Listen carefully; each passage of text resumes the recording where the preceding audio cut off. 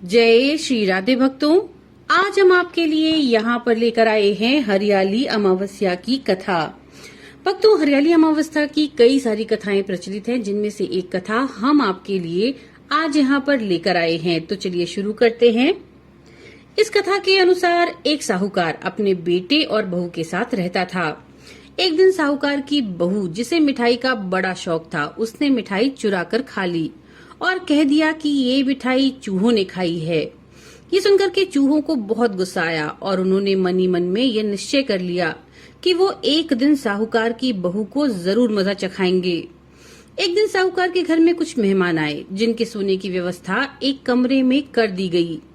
चूहों ने साहूकार के बहू के कपड़े मेहमान के पलंग पर रख दिए और सुबह जब नौकर कमरे की सफाई करने आए तो उन्होंने बहू के कपड़े वहां पर देखा और आपस में कानाफूसी शुरू कर दी। अब इसकी खबर साहूकार को भी हो गई। उसने अपनी बहू को चरित्रहीन समझकर उसे घर से बाहर निकाल दिया। साहूकार की बहू पीपल के पेड़ के नीचे रोज दिया जलाया करती थी। एक दिन साहूकार जब थक हार कर पीपल के पेड़ के नीचे बैठा तो वहां पर साहूकार की बहू द्वारा दीपक रखा गया था और वहीं पर एक और दिया पड़ा था और दोनों दिए आपस में बातें करने लगे।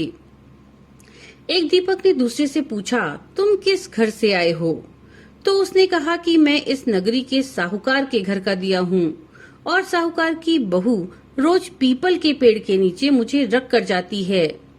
इसके बाद वह दूसरे दीपक को बताने लगा कि साहूकार की बहू को मिठाई का बड़ा शौक है और एक दिन उसने मिठाई खाने के बाद ये कह दिया कि चूहों ने मिठाई खाई है। ये सुनकर के चूहों ने गुस्से में आकर साहूकार के घर में आए हुए मेहमान के पलंग पर बहू के कपड़े रख दिए। जब ये बात पूरी नगरी में फैल गई तो साहूकार ने अपनी बहू को चरित्रहीन समझकर उसको घर से बाहर निकाल दिया, जबकि वो बहुत ही भली औरत है। पूजा करके प्रसाद भी सब में बांट देती है। घर से निकलने के बाद भी वो पीपल के पेड़ की प्रतिदिन पूजा करती रही। पहले जहां वो हरियाली की अमावस्या पर 1.25 सेर प्रसाद चढ़ाती थी, अब 1.25 पाव का प्रसाद चढ़ाती है।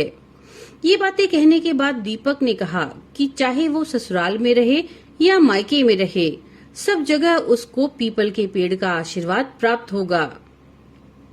ये बात सुनने के बाद सरकार ने घर आकर अपनी पत्नी को सारी बात बताई। इसके बाद वो दोनों बहू को मान सम्मान के साथ घर ले आए।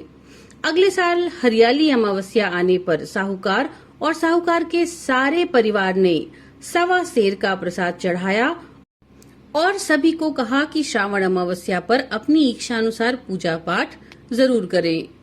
तो भक्तों, ये थी हरियाली अमावस्या की कथा। नमो नारायण।